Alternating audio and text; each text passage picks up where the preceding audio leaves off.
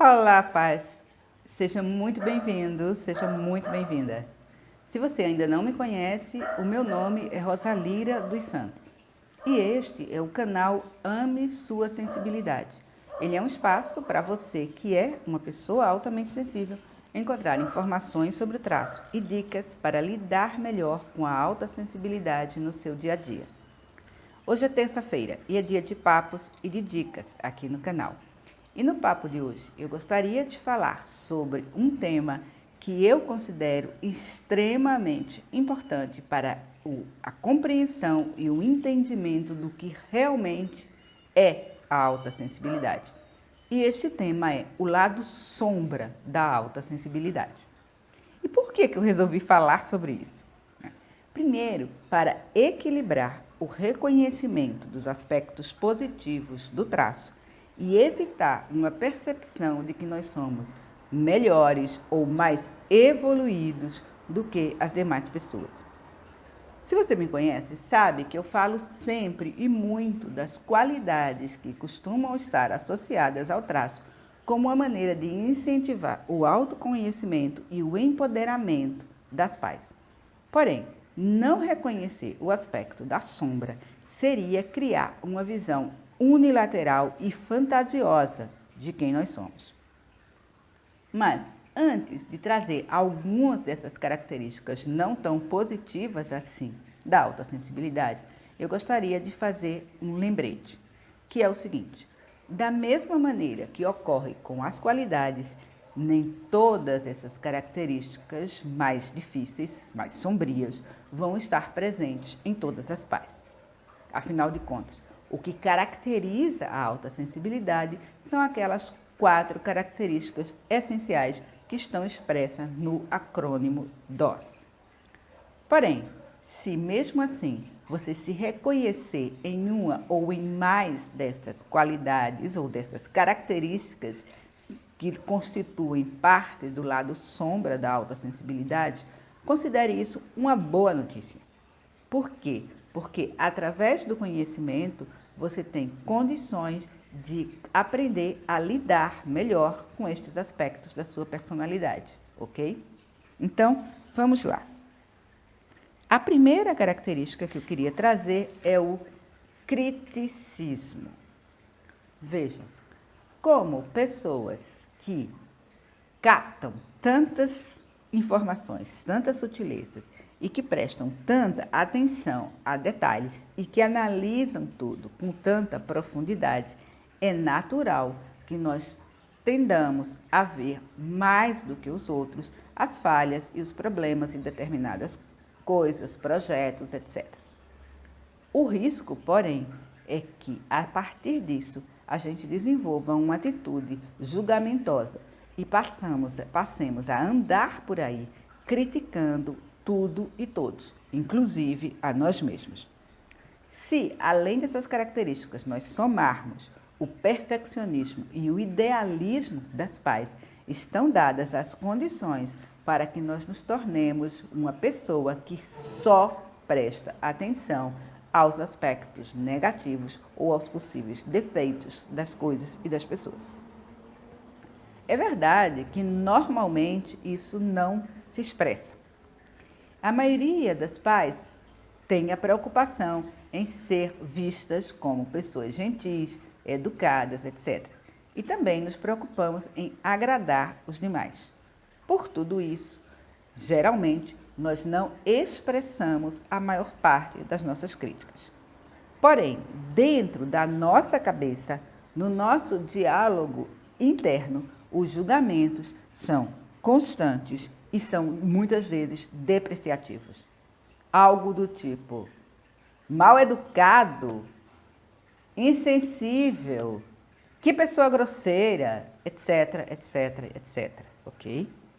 E para que nós fazemos estes julgamentos? Geralmente, eles nos dão uma sensação de sermos melhores, superiores em relação à pessoa ou às pessoas que nós estamos criticando. Afinal de contas, quando eu chamo o outro de mal educado, eu estou dizendo que eu não sou daquele jeito e que eu não agiria daquela maneira porque eu sou uma pessoa bem educada. A grande pegadinha dessa história é que quanto mais julgadores e mais críticos nós somos em relação ao mundo, mais inseguros nos sentimos. Porque passamos a achar que estamos sendo avaliados pelos outros a partir do mesmo padrão que nós usamos. Então, se você quer aprender a ter mais tranquilidade e confiança em si mesmo e na vida,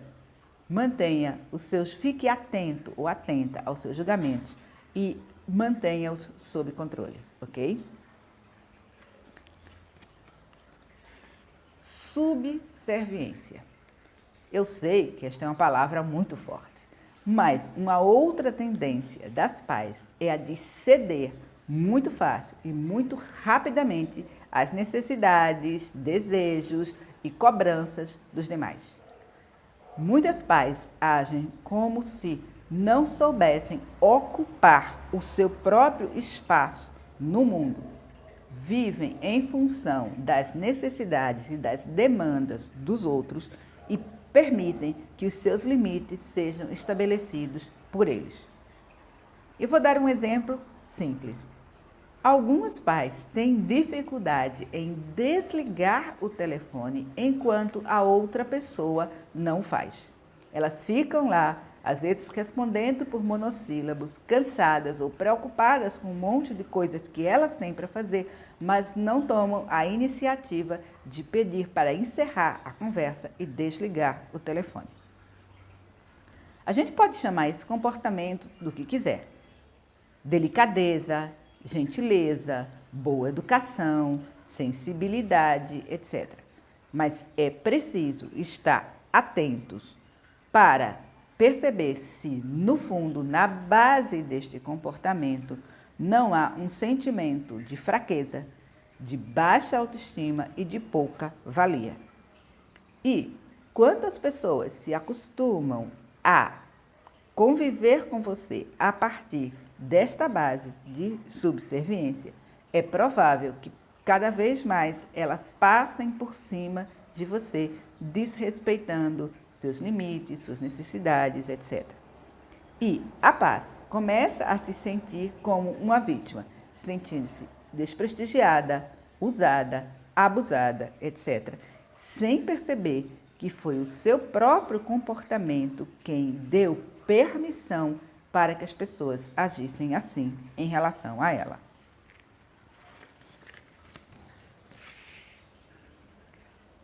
Manipulação. Eu sei que esta é outra palavra muito, muito forte, mas na verdade é uma consequência daquilo que nós falamos em primeiro lugar.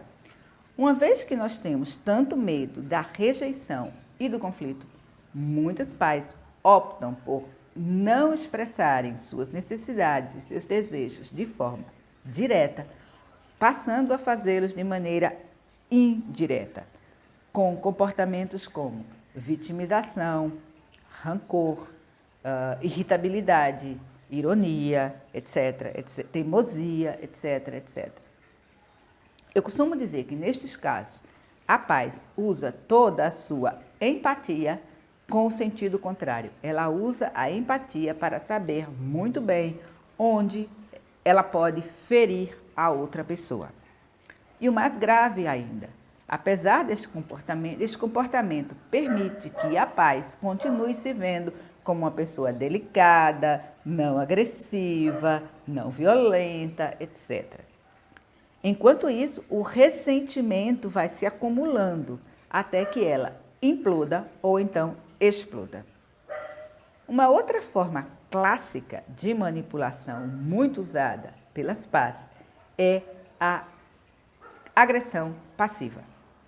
Neste caso, a paz espera exatamente o momento certo para destilar aquela pequena dose de veneno, ou então para bancar o mártir ou a mártir. Você conhece esse comportamento? Você não tem coragem de dizer não, mas então passará o resto do dia com aquela cara de sofrimento e esperando que o outro pergunte: por que você está assim? você não presta atenção em mim? Ou, foi você que insistiu para vir, eu não queria vir para cá. Então, esses comportamentos de manipulação pela culpa ou pela agressão passiva, na verdade, escondem a sua incapacidade de afirmar claramente as suas necessidades e, principalmente, tem um efeito danoso sobre a sua autoestima. Indecisão e procrastinação.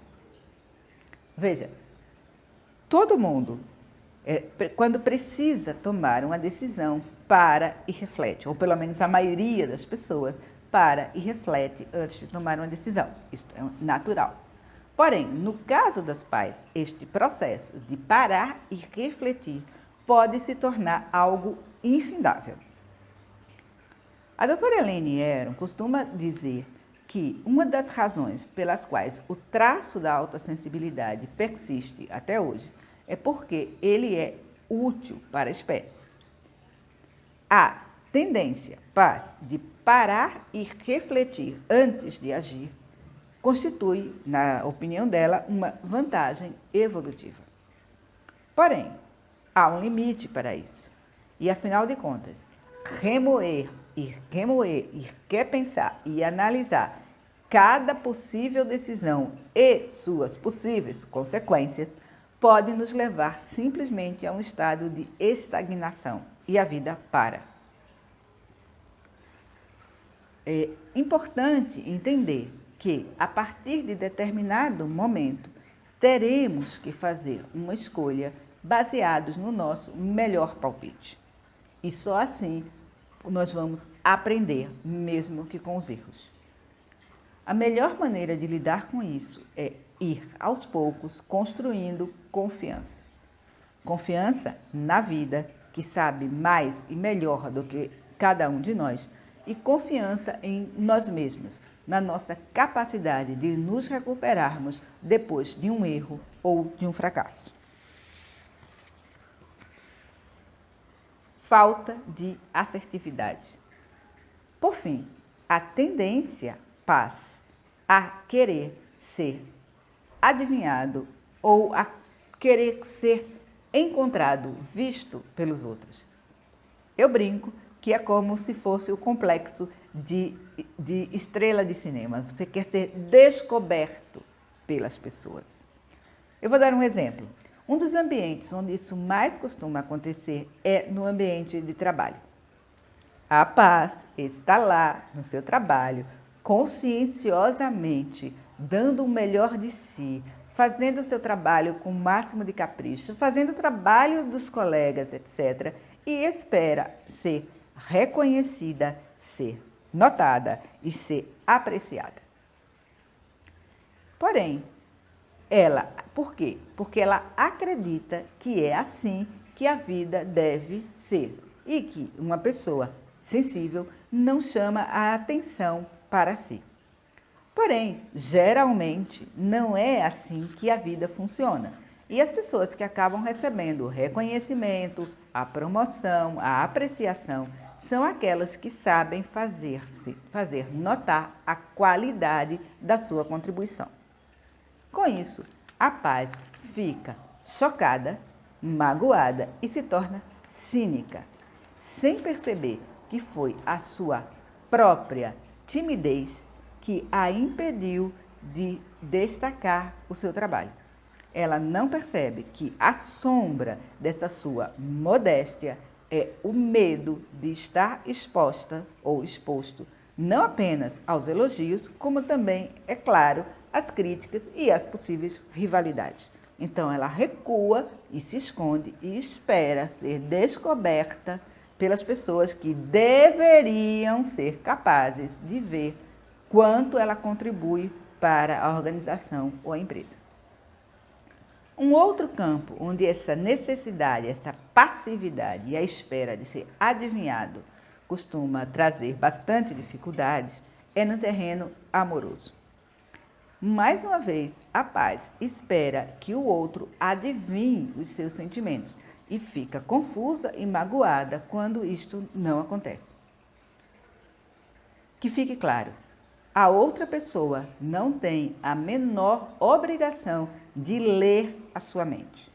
Não parta do princípio de que, se ele ou ela me amasse de verdade, saberia o que eu estou sentindo. E muito menos do princípio oposto, que você sabe melhor do que a outra pessoa aquilo que ela está sentindo. Perceba que a sua responsabilidade é a de aprender a expressar-se e a se colocar no mundo. Que as relações são constituídas de limites que são negociados a partir da ação de uma e da outra pessoa. Com isso, você assume o protagonismo pela sua própria vida e aos poucos, vai se vendo mais capaz, mais confiante e também mais feliz. Bem, pais, este foi o Papos e Dicas desta terça-feira.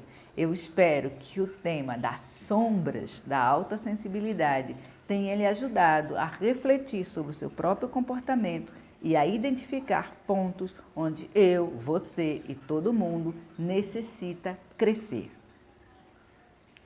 Como sempre, eu digo que se você gostou desse vídeo, clique no botão que aparece aí embaixo, assine o canal, acione as notificações, etc. e tal. E caso você conheça alguma paz que não está percebendo os pontos onde ela precisa crescer e melhorar, por favor, compartilhe esse vídeo, me ajude a difundir informação de qualidade sobre a alta sensibilidade aqui entre nós no Brasil. Muito obrigado por ter me assistido. Beijos e bênçãos e até o próximo vídeo. Tchau!